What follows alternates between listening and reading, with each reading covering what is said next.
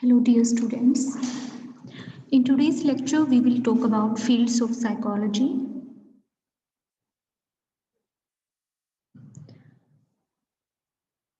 Psychology has expanded its scope in modern times. Within the discipline several subfields have emerged. Psychology ने धीरे धीरे अभी recent समय में अपना स्कोप बहुत ज़्यादा बढ़ा लिया है. साइकोलॉजी के फील्ड में ही फर्दर बहुत सारे सब फील्ड उभर कर सामने आए हैं. यानी साइकोलॉजी की बहुत सारे अलग अलग फील्ड देखने को मिलते हैं साइकोलॉजी में, या अलग अलग ब्रांचेस देखने को मिलती हैं. Each sub field has its assumption, theories, method of inquiry and application. Psychology के जितने भी सब फील्ड हैं या बाकी दूसरी ब्रांचेस हैं, उनके अपने अजम्पशंस हैं, अपनी थ्योरीज हैं, स्टडी या रिसर्च करने के अलग अलग मेथड हैं और अलग अलग तरह की एप्लीकेशंस हैं. In many academic institutions, psychology constitutes one department, but psychologists differ in their interest, choice of the subjects, and the degree to which they are involved in the application of psychology in solving life's problem. Academic institutions में generally psychology का एक department होता है, but अगर हम psychologist की बात करें तो हर एक साइकोलॉजिस्ट का अलग फील्ड होता है, उनका इंटरेस्ट अलग होता है, उनके चॉइस ऑफ सब्जेक्ट्स अलग होते हैं और वो अलग अलग तरीके से साइकोलॉजी की एप्लीकेशंस में इन्वॉल्व होते हैं, जिनकी हेल्प से वो डेली लाइफ की प्रॉब्लम को सोल्व करने की कोशिश करते हैं. In order to know the wide interest of the psychologist, one need to acquaint oneself with varied branch of psychology. Some of the contemporary fields of psychology are discussed further. तो psychologist के इस wide interest को जानने के लिए ये जरूरत महसूस हुई कि साइकोलॉजी की अलग अलग ब्रांचेस बनाई जाएं और उन अलग अलग ब्रांचेस में अलग अलग तरह की स्टडीज की जाएं. तो साइकोलॉजी के फील्ड को अच्छे तरीके से जानने के लिए यहाँ फर्दर आगे कुछ एक साइकोलॉजी के फील्ड बताए गए हैं जिनके बारे में हम डिस्कस करेंगे. तो पहला जो फील्ड है साइकोलॉजी का वो है abnormal psychology. Abnormal psychology dedicated to patients who display abnormal behavior or thinking. तो जो abnormal psychology है वो ऐसे पेशेंट का ट्रीटमेंट करने में हेल्प करती है जिनका बिहेवियर एबनॉर्मल होता है और जिनकी सोचने की जो क्षमता होती है वो कहीं ना कहीं असामान्य होती है. तो ऐसे पेशेंट्स की स्टडी करते हैं हम एबनॉर्मल साइकोलॉजी में. Abnormal behavior is considered conduct that doesn't comply with societal norm, which can include mental illness such as bulimia or schizophrenia. तो किसी भी व्यक्ति के बिहेवियर को हम असामान्य या एबनॉर्मल तब मानते हैं जब उस व्यक्ति का बिहेवियर सामाजिक नॉर्म्स में फिट नहीं बैठता है या सामाजिक नॉर्म्स के अकॉर्डिंग व्यवहार नहीं करता है व्यक्ति, तो उसको हम असामान्य व्यवहार की श्रेणी में रखते हैं. एबनॉर्मल बिहेवियर या असामान्य व्यवहार में कुछ एक मानसिक बीमारियां आ सकती हैं. फॉर एग्जांपल बुलिमिया नर्वोसा हो सकता है जो कि एक ईटिंग डिसऑर्डर है, और स्किज़ोफ्रेनिया एक साइकोसिस की कैटेगरी में आने वाली बीमारी है. Psychologists in this field try to understand that causes unusual behavior in people, whether it stems from a biological origin or through experience.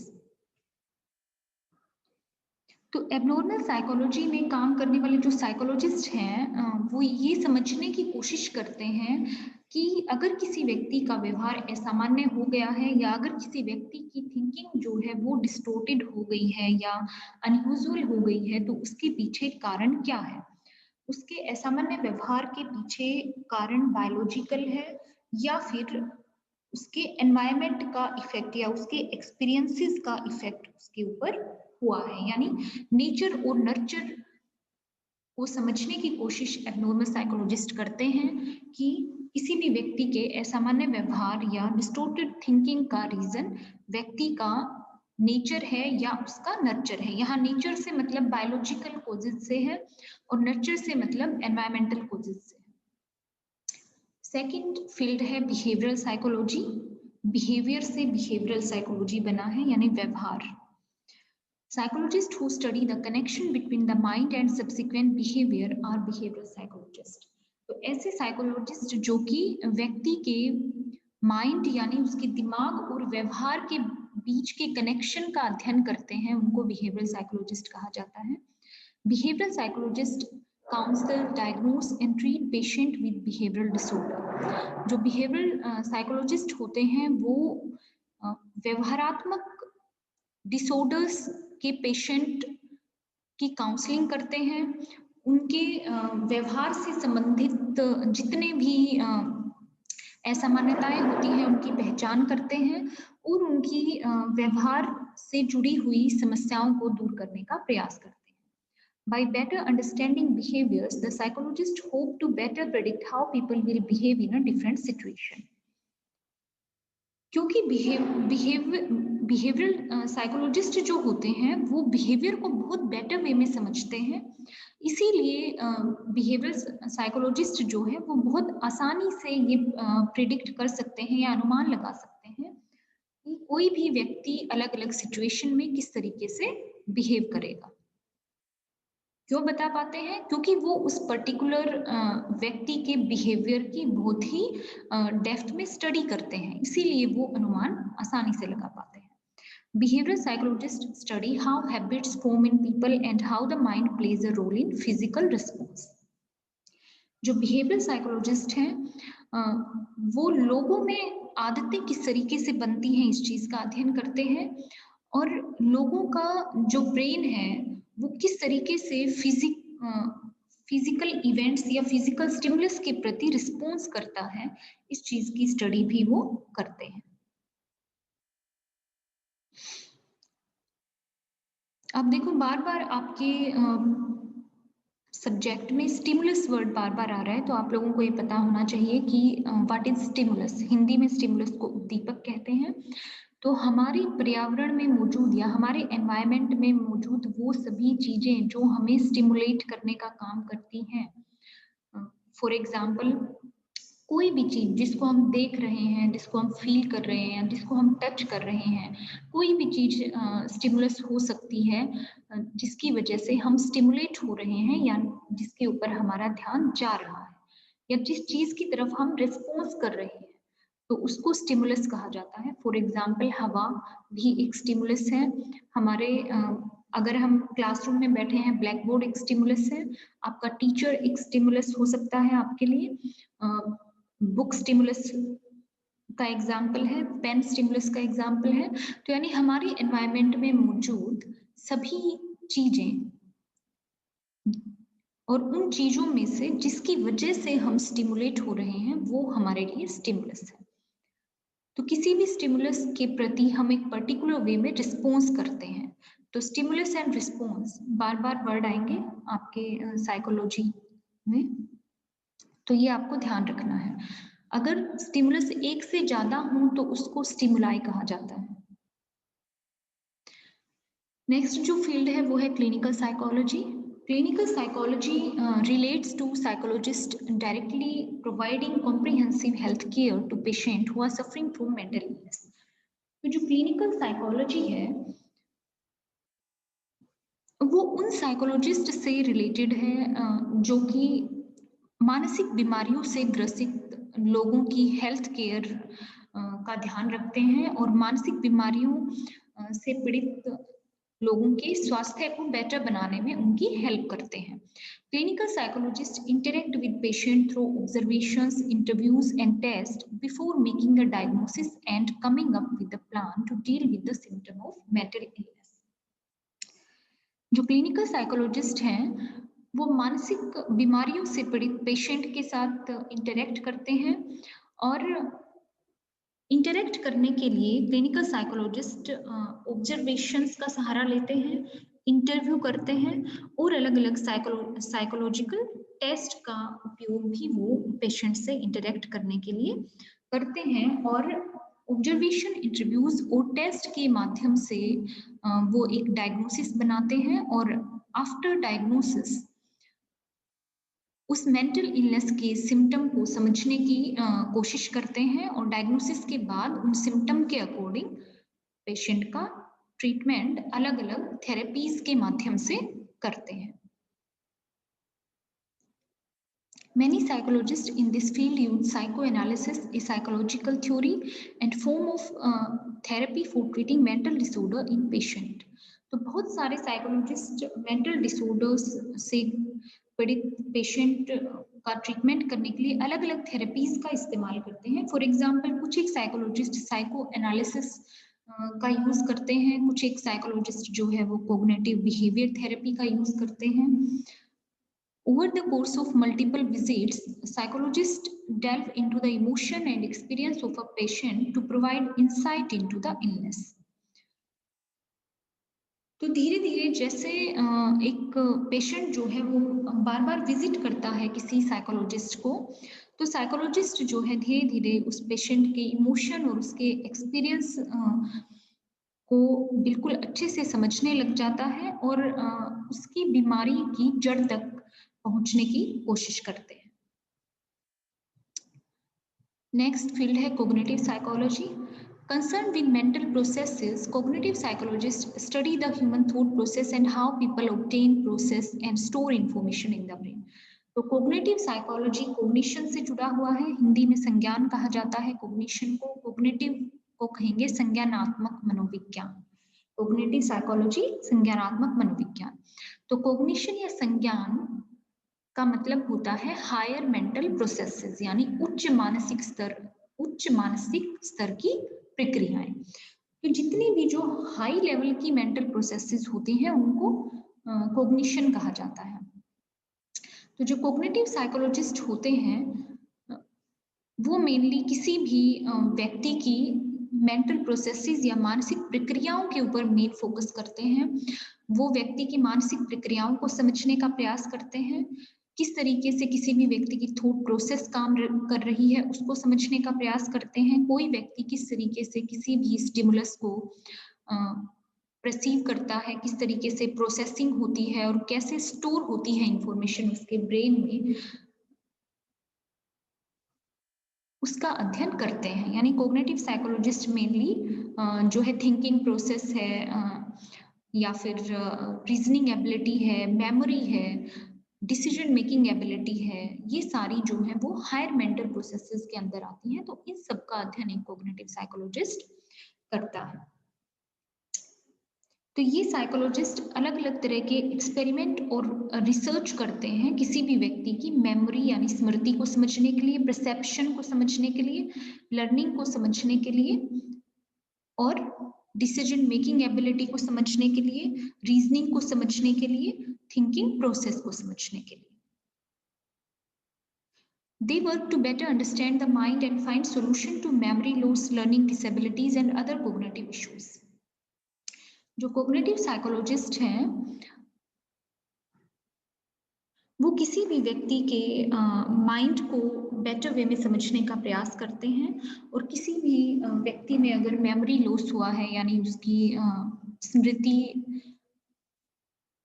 में लॉस हो गया है, उसको याद कम रहता है, लर्निंग डिसेबिलिटीज हो गई हैं यानी कि नई चीज़ों को सीखने में परेशानी हो रही है, या दूसरे जो संज्ञानात्मक इश्यूज हैं या कोग्निटिव इश्यूज हैं उनका सॉल्यूशन ढूंढने की कोशिश करते हैं, उनका रीजन फाइंड आउट करते हैं और रीजन फाइंड आउट करने के बाद उसका सॉल्यूशन ढूंढते हैं। While many cognitive psychologists work mainly in researching and studying the brain, some provide therapies to patients such as those who suffer from dementia. तो ज्यादातर जो कोग्निटिव साइकोलॉजिस्ट हैं वो रिसर्च में ही ज्यादा काम करते हैं और ब्रेन की रिसर्च और ब्रेन का अध्ययन करने में ही ज्यादा काम करते हैं। लेकिन कुछ एक जो कोग्निटिव साइकोलॉजिस्ट हैं वो पेशेंट को थेरेपी भी प्रोवाइड करते हैं। फॉर एग्जांपल डिमेंशिया के जितने पेशेंट होते हैं उनको कोग्निटिव थेरेपीज प्रोवाइड करते हैं कॉग्निटिव साइकोलॉजिस्ट। डिमेंशिया जो है एक ऐसी कंडीशन होती है जिसमें व्यक्ति की मेमोरी लॉस्ट हो जाती है, यानी उसको याद नहीं रहती हैं चीजें। नेक्स्ट ब्रांच है counselling psychology. Patients who are suffering through stressful moment in life could be advised to see a counseling psychologist. तो ऐसे व्यक्ति जो कि अपनी लाइफ में किसी भी स्ट्रेसफुल सिचुएशन से गुजर रहे हैं, उनको काउंसलिंग साइकोलॉजिस्ट से कंसल्ट करने की सलाह दी जाती है। Counselling psychologist treat patient who are experiencing an emotional strain caused by social and physical factor. Counselling psychologist ऐसे लोगों को ट्रीट करते हैं जो किसी भी सामाजिक या फिर शारीरिक फैक्टर की वजह से इमोशनल पेन फील कर रहे हैं या फिर इमोशनल डिस्टरबेंस में हैं, तो ऐसे लोगों को काउंसलिंग साइकोलॉजिस्ट डील करते हैं। This differs from clinical psychologist who treat and diagnose patient with mental disorder. Clinical psychology counselling psychology से अलग है, क्योंकि क्लिनिकल साइकोलॉजी में जो मेंटल डिसऑर्डर्स हैं उनके पेशेंट का डायग्नोसिस और ट्रीटमेंट अलग अलग थेरेपीज के माध्यम से किया जाता है, जबकि काउंसलिंग साइकोलॉजी में माइल्ड लेवल की जो एडजस्टमेंट प्रॉब्लम है या इमोशनल प्रॉब्लम है उनको डील किया जाता है काउंसलिंग के through. Marriage and grief counsellors would be considered part of counselling psychology. The counselors assess patient and then advise them with their personalized plan to improving their well-being and decreasing stress. तो counselling psychology में अलग अलग तरह के counsellor हो सकते हैं। For example child counsellor है, मैरिज काउंसलर है, ग्रीफ काउंसलर है। तो ये काउंसलिंग साइकोलॉजी के ही काउंसलिंग साइकोलॉजी के अलग फील्ड में काम करने वाले व्यक्ति होते हैं। काउंसलर किसी भी व्यक्ति की परेशानी को पर्सनलाइज्ड वे में समझने की कोशिश करते हैं और उनकी प्रॉब्लम के अकॉर्डिंग उनको पर्सनलाइज्ड प्लान बनाकर देते हैं, जिससे उनकी वेलबींग इंप्रूव हो सके और उनमें स्ट्रेस कम हो, या फिर जो भी उनको प्रॉब्लम हो रही थी due to emotional disturbance, due to stress, due to anxiety, वो सब चीजें कम हो सके और पेशेंट की काउंसलिंग करते हैं। डेवलपमेंटल साइकोलॉजी नेक्स्ट फील्ड है। Developmental psychologist have helped us better understand how people mature over the course of their lives both emotionally and physically, studying human development from birth until old age. तो developmental psychology विकासात्मक मनोविज्ञान कहा जाता है, development से जुड़ी हुई है डेवलपमेंटल साइकोलॉजी। डेवलपमेंटल साइकोलॉजिस्ट इस फील्ड में काम करने वाले लोगों को कहा जाता है। तो डेवलपमेंटल साइकोलॉजिस्ट हमें ये समझने में हेल्प करते हैं कि किस तरीके से लोग धीरे धीरे जन्म से लेकर ओल्ड एज तक शारीरिक और संवेगात्मक रूप से विकास करते हैं, किस तरीके से लोगों की फिजिकल डेवलपमेंट होती है, कैसे उनकी इमोशनल एंड सोशल डेवलपमेंट होती है एज बढ़ने के साथ साथ। ये सब चीजें समझने में डेवलपमेंटल साइकोलॉजिस्ट हेल्प करते हैं। Specifically, psychologists take an in-depth look at biological growth of the body, cognitive expansion, and emotional maturity, among other areas of study. Mainly, जो developmental psychologists हैं, वो किसी भी व्यक्ति की biological growth, उसकी संज्ञानात्मक विकास और उसकी सांवेगिक मैच्योरिटी की डीप स्टडी करते हैं कि कैसे जन्म के बाद एक बच्चा धीरे धीरे एज बढ़ने के साथ किस तरीके से उसकी बायोलॉजिकल ग्रोथ होती है, कैसे उनकी फिजिकल ग्रोथ या शारीरिक विकास होता है, किस तरीके से उनकी कोग्निटिव एबिलिटीज धीरे धीरे डेवलप होती हैं, कैसे उनकी learning, memory, decision making ability, reasoning ability, ये सब चीजें धीरे धीरे डेवलप होती हैं जन्म के बाद, और कैसे इमोशनली मैच्योर होते हैं। तो इन सब चीजों का बहुत ही गहराई से अध्ययन करते हैं developmental psychologist. When working with patients, developmental psychologists assess and diagnose to treat various issues such as developmental delays in children. तो developmental psychologist जो हैं वो बच्चों में होने वाली बहुत सारी developmental delays का भी अध्ययन करते हैं कि बच्चों में विकास होने के दौरान जो भी डिलेज हो जाते हैं या जो उनकी एज के अकॉर्डिंग जो एबिलिटीज बच्चे में होनी चाहिए, अगर वो उसकी एज के साथ बच्चे में नहीं आ रही हैं और अपनी उम्र के बाकी बच्चों से वो बच्चा पीछे चल रहा है, उसका शारीरिक विकास, मानसिक विकास और सामाजिक विकास अगर अपनी उम्र के बच्चों जैसा नहीं हो रहा है, अपनी उम्र के बच्चों से कम physical, social and mental abilities अगर बच्चा कम शो कर रहा है, तो इस चीज का डायग्नोसिस और ट्रीटमेंट भी डेवलपमेंटल साइकोलॉजिस्ट ही करते हैं. Some of these delays are common and a psychologist could diagnose therapy to help the child catch up and just observation to see how the child improves on his and her own. तो कुछ ही जो developmental delays हैं या विकासात्मक delay हैं वो common होते हैं और काफी बच्चों में पाए जाते हैं, जिनको डेवलपमेंटल साइकोलॉजिस्ट पहचानते हैं, डायग्नोसिस करते हैं उनका, और कुछ एक डेवलपमेंटल थेरेपीज उनको बच्चों को प्रोवाइड करते हैं, जिससे बच्चा धीरे धीरे अपनी एज के बच्चों को कैचअप कर सके, अपनी एज के बच्चों के साथ ही उनका भी डेवलपमेंट उसी एज में हो सके और बच्चा जो है वो धीरे धीरे अपने डेवलपमेंटल डिलेज में इम्प्रूवमेंट ला सके. तो आज के लेक्चर में हम इतना ही करेंगे. थैंक्स.